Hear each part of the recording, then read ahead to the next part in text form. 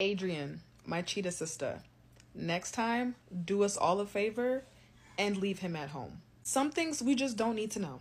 You being the woman that Israel ran to vent to after he cheated on his previous wife was not something we needed to know. The first time I feel like there's some love story you have to just keep with yourself, keep within you and your spouse, because it can be a very love story, romantic moment for you guys.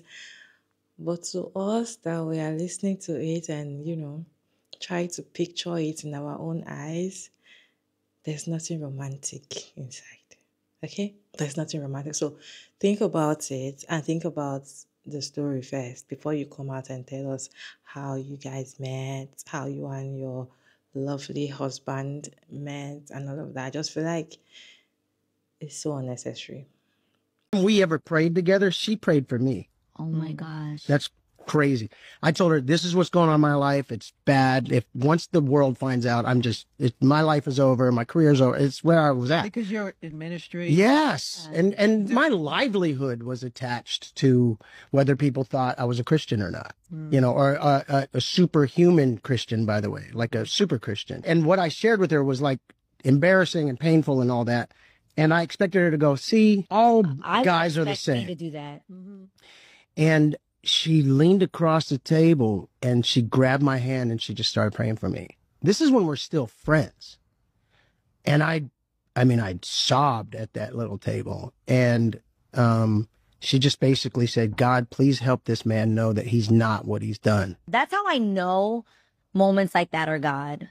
Because that's not my natural instinct. My natural instinct is not to be like, let me pray for you. My natural instinct would have been to be like, oh no, this is exactly. By the way, I know this about you. Yeah. Because your biggest fear used to be when you were dating. Yeah. You know what you used to always be afraid What? if you were dating, that somebody would cheat on you. Oh, 100%. To be honest, it still is a very real thing for me. Like that to me would be the end. Like that to me is like, Game over. Game over. Yeah.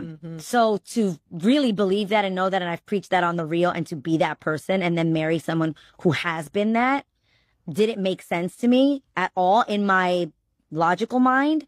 But in that moment, I don't know. That's how I know it was God. Because in that moment, I literally reached over and was like praying for him. You are the one that have deal breaker for cheaters, and you are the one that married a man that was cheating on his wife that you know.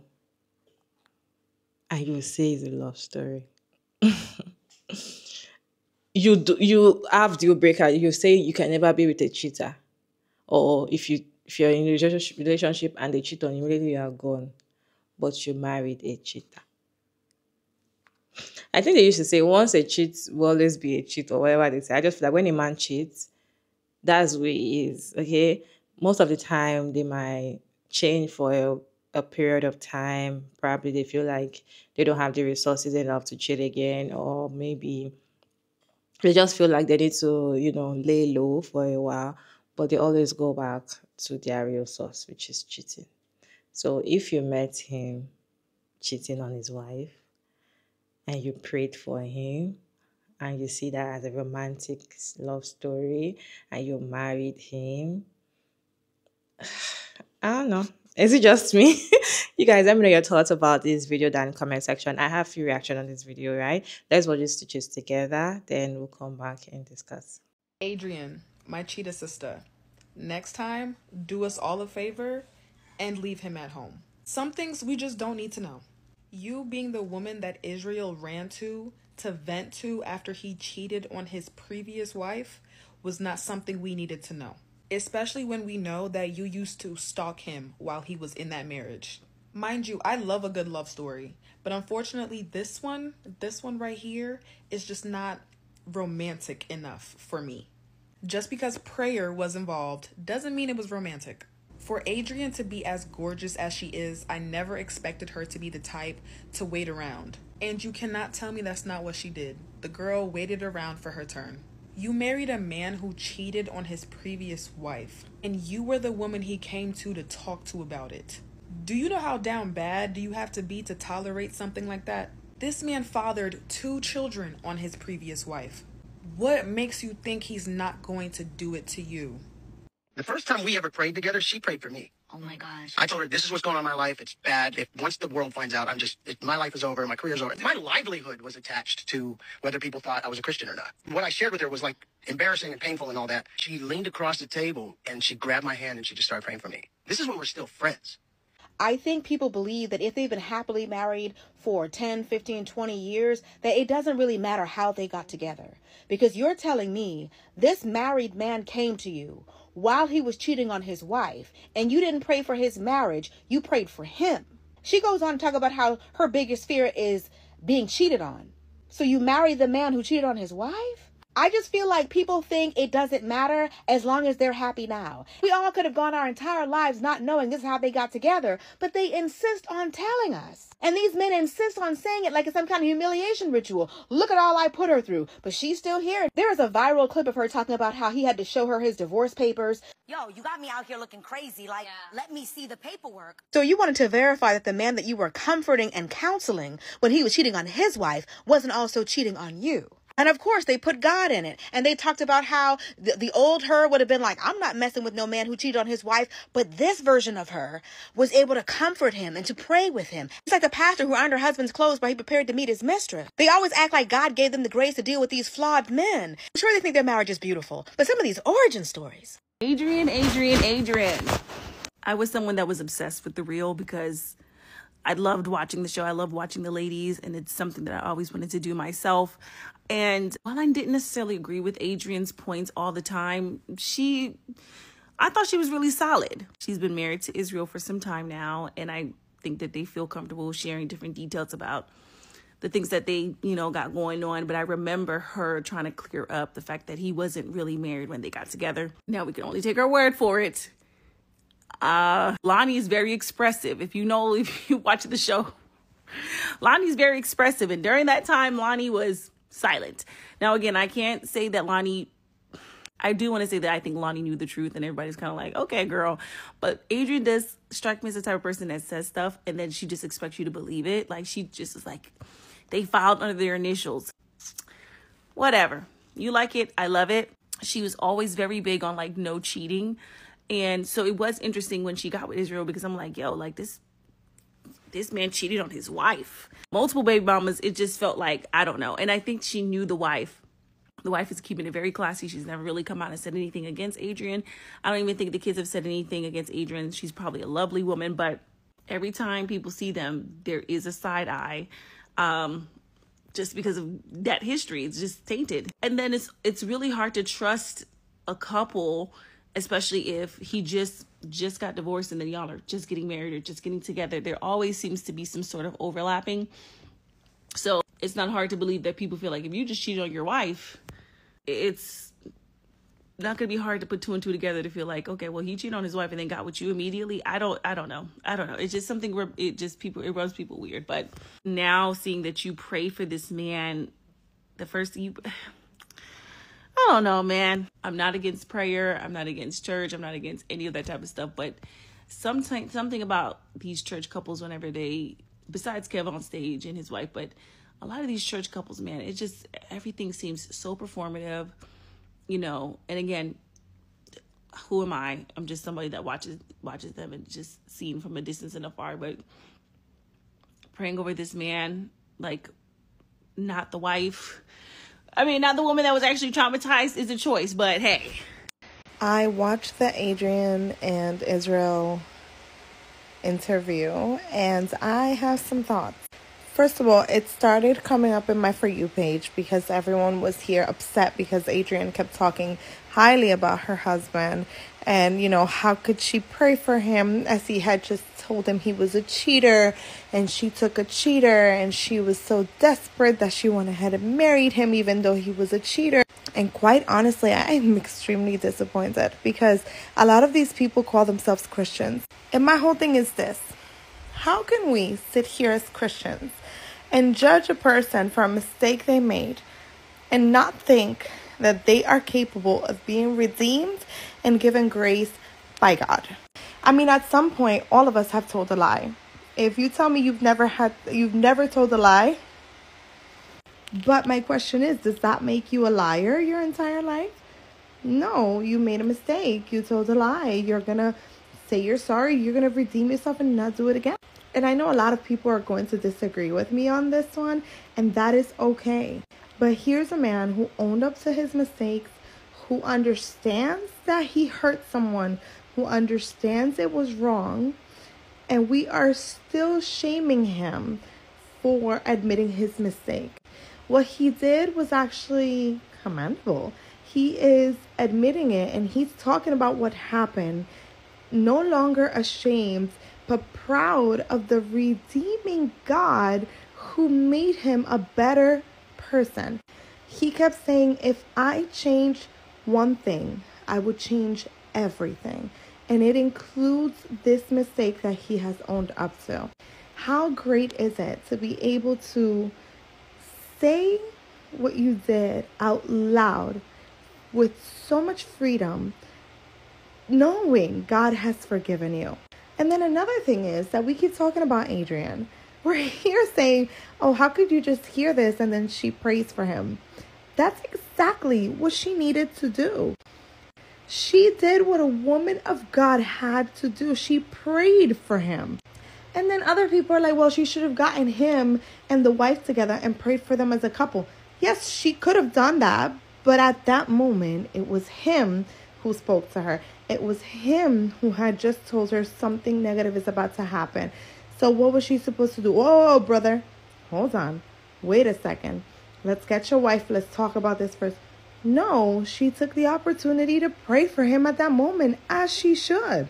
So again, I don't understand, how certain people can sit here and say, oh, look at him. He made this.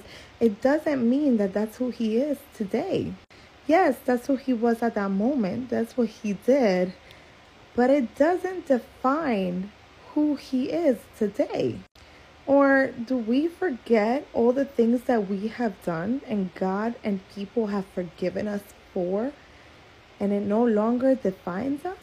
So when I look at this testimony that he's given, I don't look at it as, how could you? You're saying this so proud. I look at this as, wow, how great is it to be freed from something that, so freed from something that you can say it out loud and look back on it and see how far you've come. Because again, if God forgave them, who are you to not do the same? Did anybody else have the misfortune of seeing that interview with Adrienne from the Cheetah Girls and her current husband, Israel Hoyton?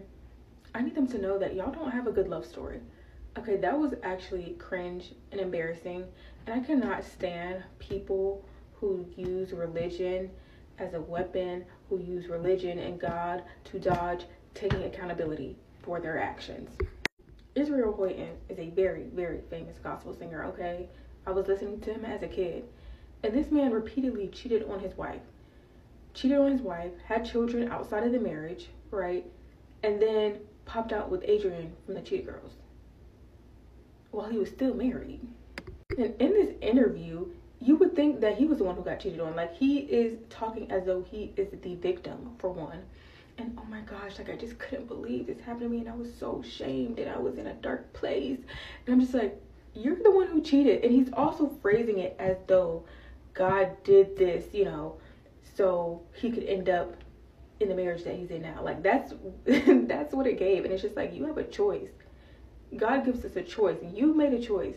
God did not tell you to fornicate. God did not tell you to commit adultery. Don't blame your sin on my Lord and Savior Jesus Christ, okay? And it is so clear that Adrienne was dealing with this man while he was married, and she knew he was married, and she didn't care.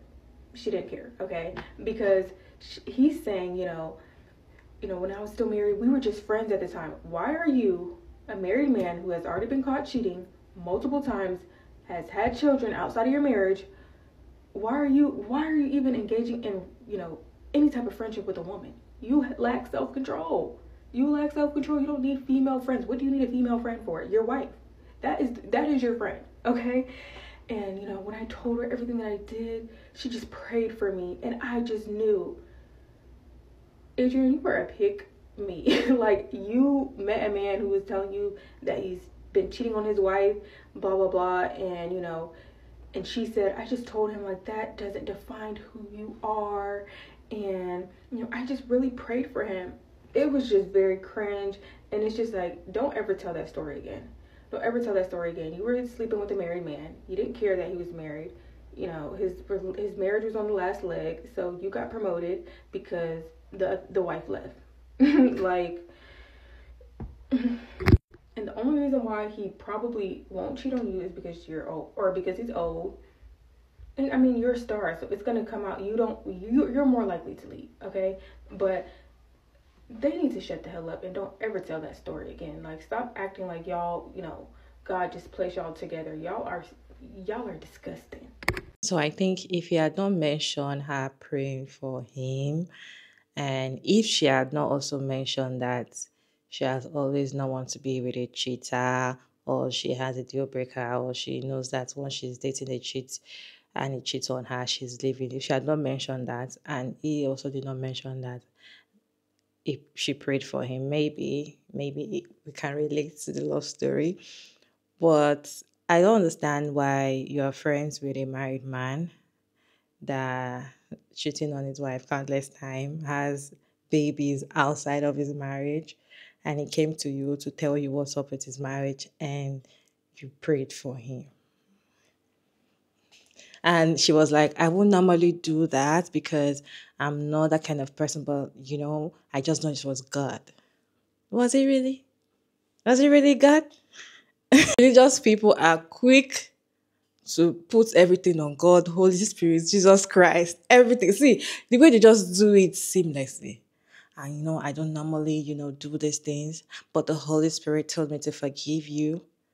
No, no, no. Okay? It was God that, I don't know. Well, the thing is, I just feel like there are some things they should just keep to themselves. Don't need to come and say it. We don't need to know that you prayed for me. We're not interested with the prayer because what was the prayer for?